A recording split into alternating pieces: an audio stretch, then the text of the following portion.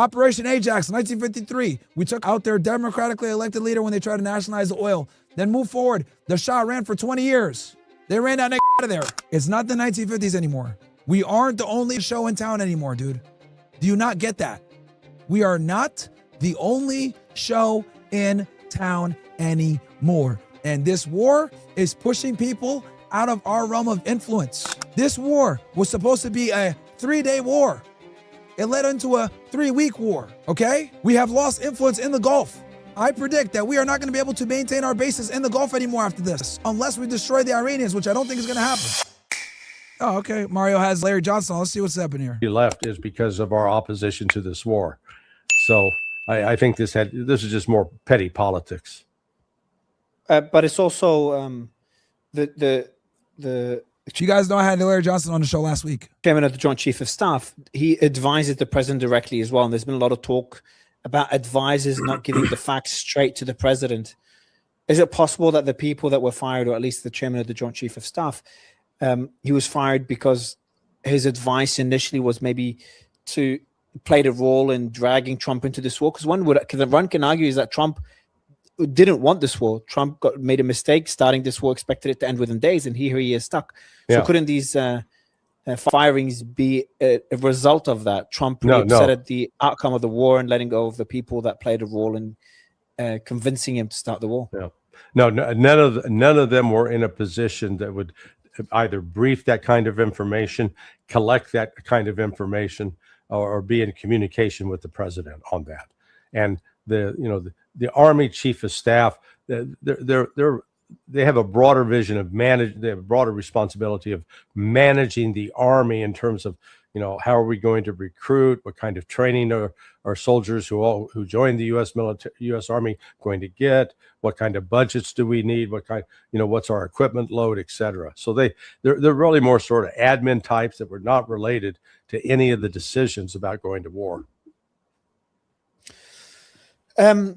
So going back to the statement that Trump just made, a lot of people are waiting for that deadline to finish. Do you think Trump will deliver on his threats? You said he likely will, and Iran will retaliate in kind. Is that where you stand? So how's this war going to continue if that happens? So on one side, I just got a hit. Apparently there was a direct hit on Haifa chat.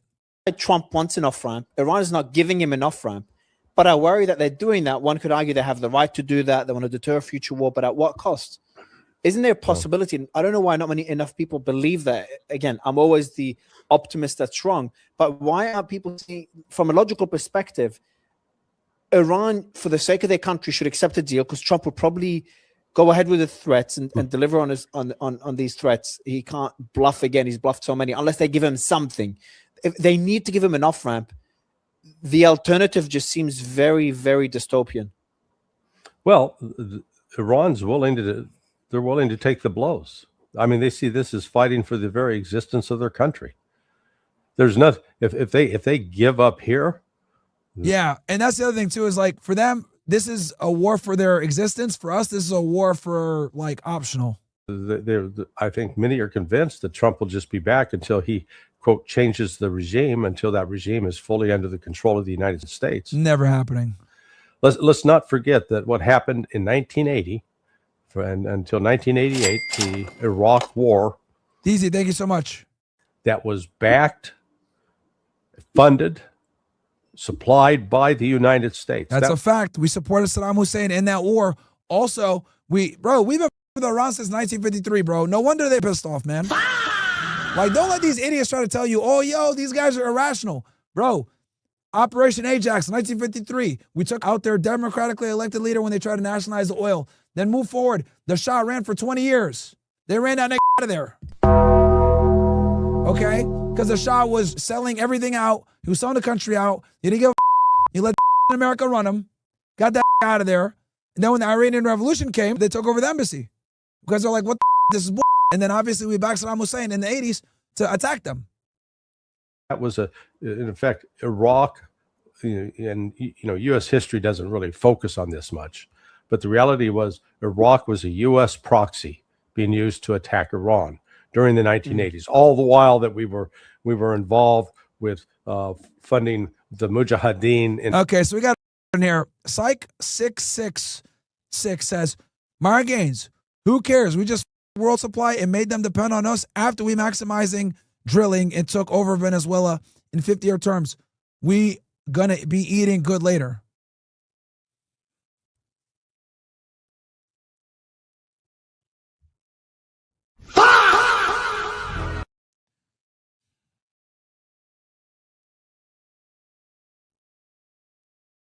Chat, who wants to tell him? Chat, who wants to tell him? I'll let y'all cook him, bro. I'll let you guys cook him. In Afghanistan to defeat the Soviets. Reagan was, we were funding the Contras in Central America to overthrow the Sandinistas. Hey, have you not caught on that we might not make it to later?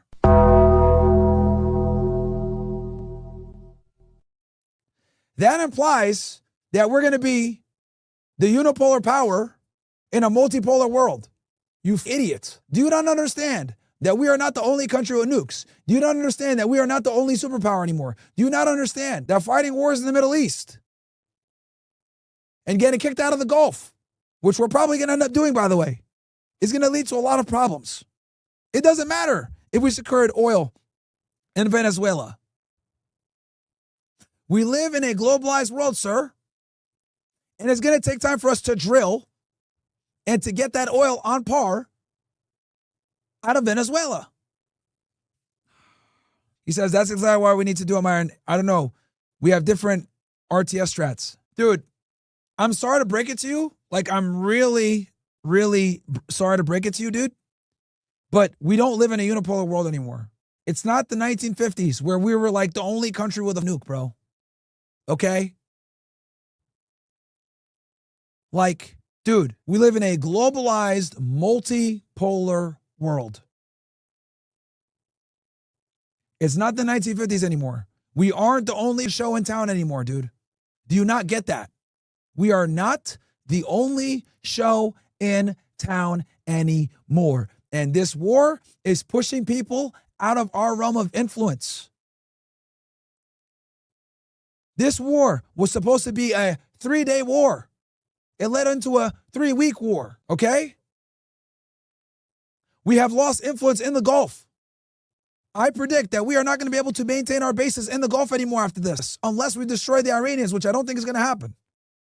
That would require boots on the ground. We're not putting boots on the ground, at least to an extent where we'll actually be able to occupy and take over the country. Not happening. So the Iranians are going to stay in power. The supreme leader is going to stay in power. We are not going to be able to do that regime change. If we do not do the regime change, that means that the Gulf states, there's no way they're going to let us maintain military presence in their region. You want to know why? Because they got attacked because of us. Once we lose the ability to project power in the Middle East and the Gulf, guess who's going to slide in?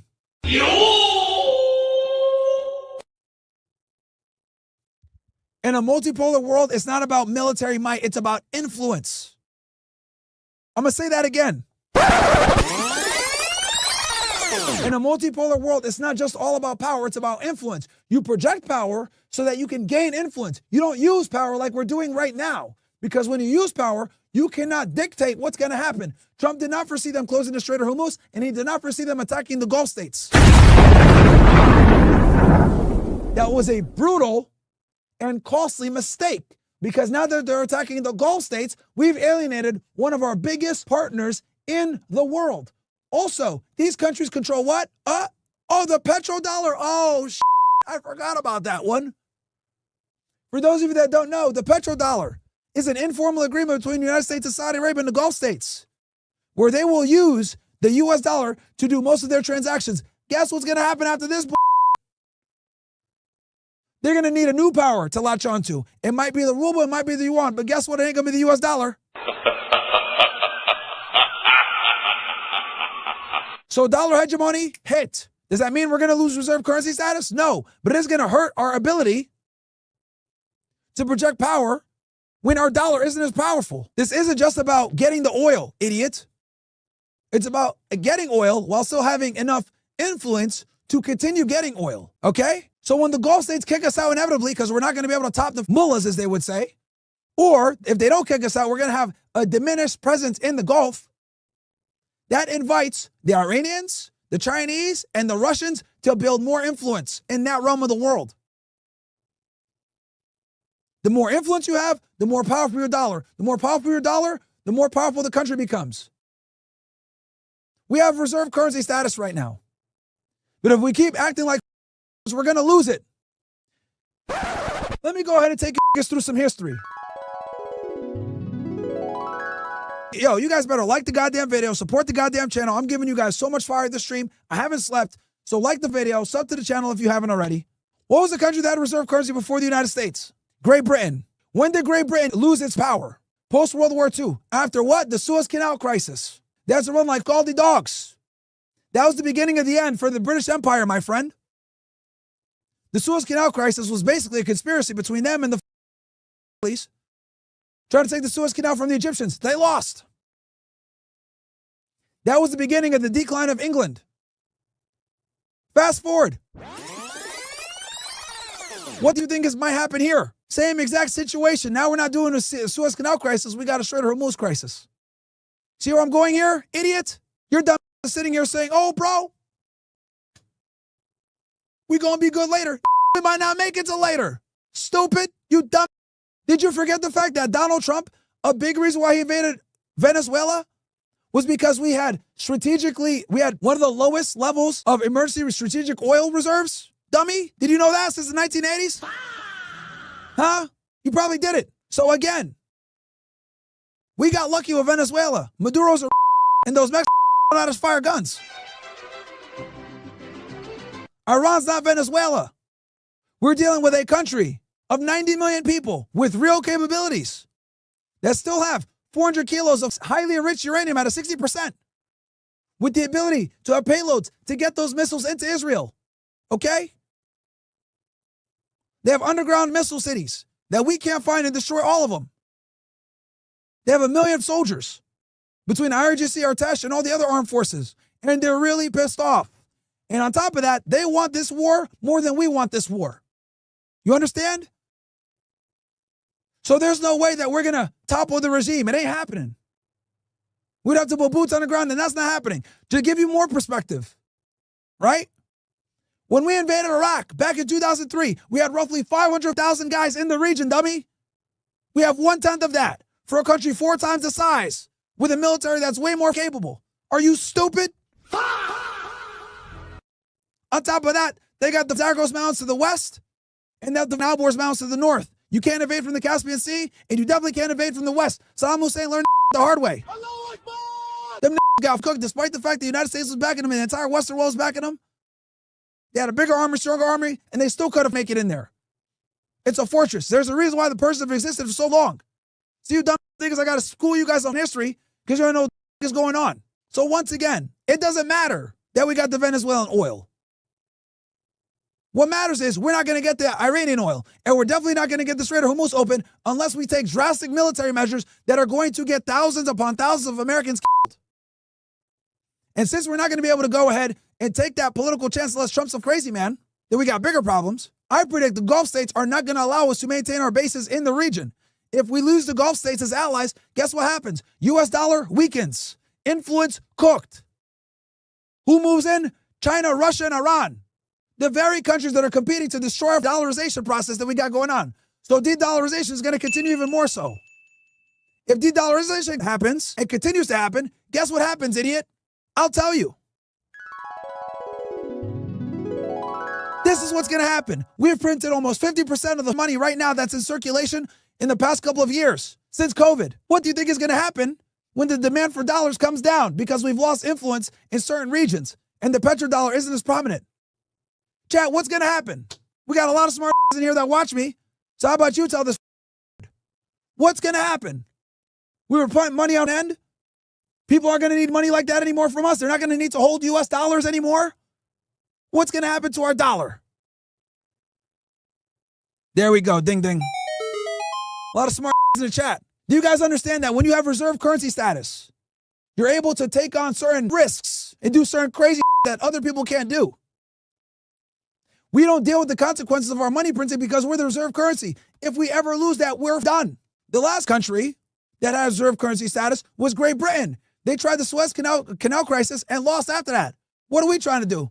Seems interesting. Aren't we fighting for a water passageway that controls a lot of trade?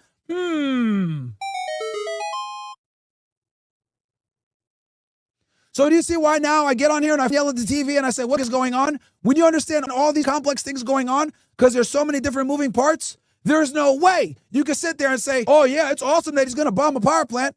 No, because I know it's going to happen. This happened before. This happened before already.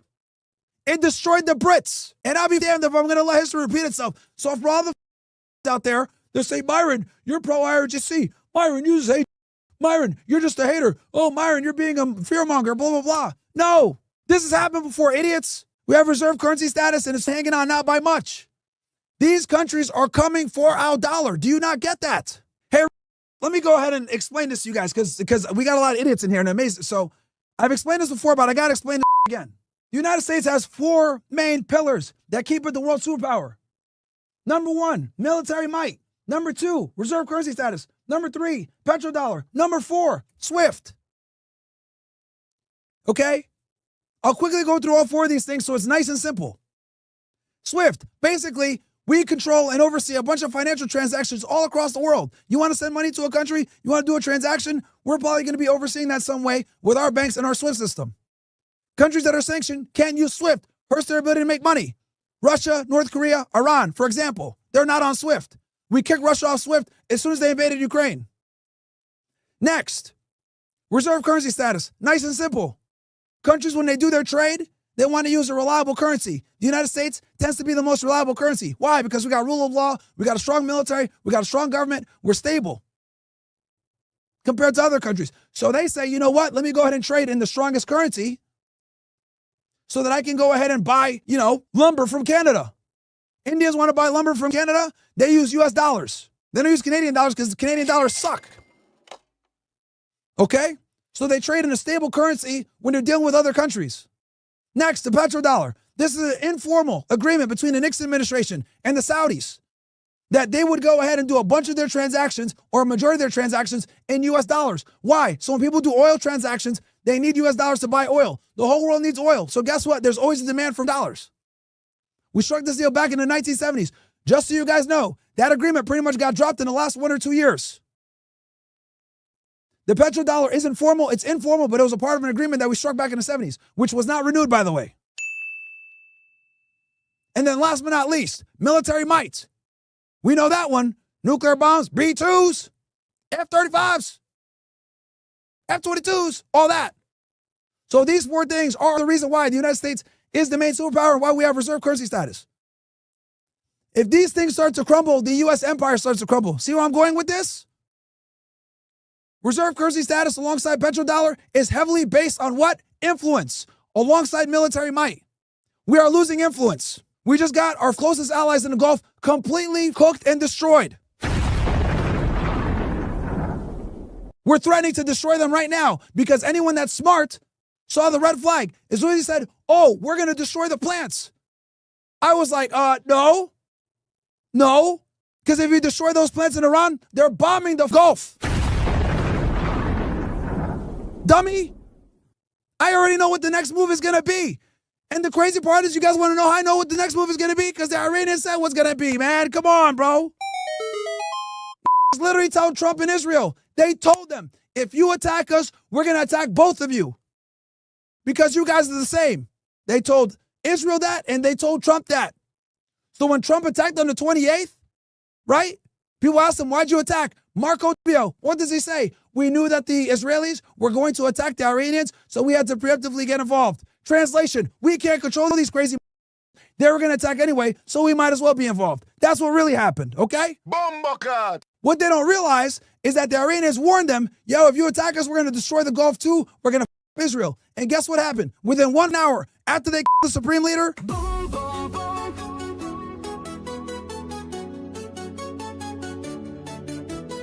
clearly they're not playing around. For you to launch an attack within an hour of your top 50 military officials and supreme leader getting that's pretty crazy. Not going to lie. Fastest response I've ever seen ever. So what does that mean? That means that they already had their strategy plan, chat. Do you guys get it? Trump doesn't have a plan because he thought would be done in 3 days. These are ready to go for 3 years. It's not the same. Trump already admitted to the New York Post, because I've been on top of it. Oh, I didn't know they were going to hit the Gulf states like that. Oh, I didn't know they're going to close the Strait of Hormuz. Yeah, dummy. This is for their existence. And if we lose this war, we're going to lose more than just the Strait of Hormuz, bro. We're going to lose that entire region because we're letting the Gulf states get. So when Trump says that dumb about the power plants, I already know MBS, UAE, all these monarchs are pissing their pants. Imagine you're in the middle of a gunfight. One guy behind you shoots at the enemy, but you're right there in the middle. He narrowly misses you. The enemy says, you know what?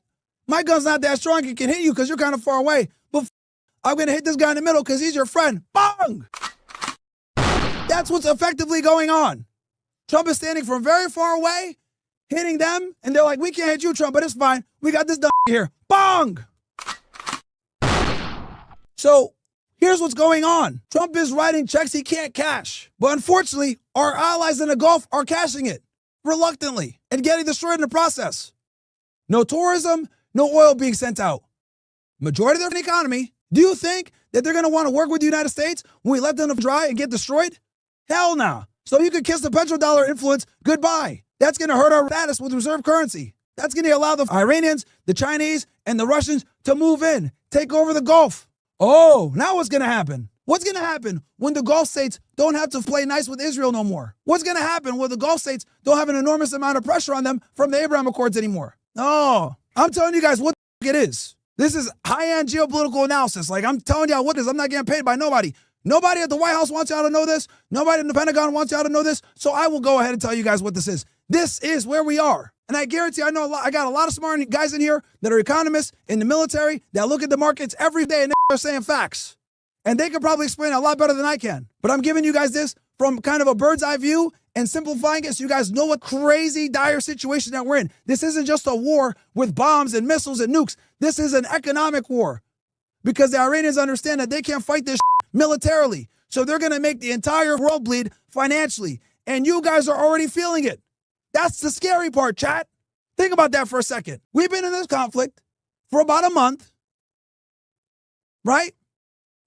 There's been no real casualties. Nothing too crazy been going on as far as like damage. And you guys are already getting raped at the gas tank. I wonder why. And we haven't even dealt with the crazy yet. You want to know what the crazier part is too? The IEA released 400 million barrels of oil. Trump has been desperately putting out true social posts, trying to stabilize the market. Other world leaders are putting all kinds of things into play. England had like an emergency meeting where their country is subsidizing people's energy bills. This is not good at all. So if Trump hits a power plant in Iran, that is going to unleash Armageddon. And these stupid Twitter right-wing are number one, too stupid to understand what that means. And then number two, they got too much money to care what it means. Why? These make money. So they don't care. They don't look at the gas prices. They don't look at the grocery bills. They don't look at none of that. They don't got to go to the grocery store, put a gallon of milk, put another gallon of milk, see that the price has doubled, and put one of it back. They're never going to have the pain of having their child walk up to them and say, hey, daddy, can I have a Starburst?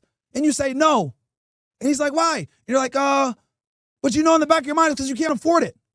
Little like that adds up. These don't give a because they're getting paid by the more than likely. I got my $7,000. This isn't it's realism. The Israelis have started a war that we can't really go back from at this point. So when I sit there and I rail about when I sit there and I rail about these guys over here influencing our government, lobbying our politicians, giving ridiculous amounts of money like Miriam Edelson to Trump for $100 million. When I'm telling you guys, yo, this is what really goes on. This is how shit goes. And they demonetize me, cancel Blow me. This is why, because I am telling you guys what is going on. While dumb Mark Levin and dumb Shapiro, you know, the other idiots out there cheer on for this war because they don't really care about the consequences because they care about it first. And you're struggling to buy food for your family. That is why I fight so hard to scream at these idiots. You can see, I see people from all over the world. I see people in UK putting in courts and shit. It's not just gallons. This is hurting everybody. I saw somebody from South America, Australia, and from the UK. We got a guy from France in here. Everybody's feeling this, bro. Canadians in here, and these are going off liter. Bro, these dudes are up $1 on a liter. That's crazy, man.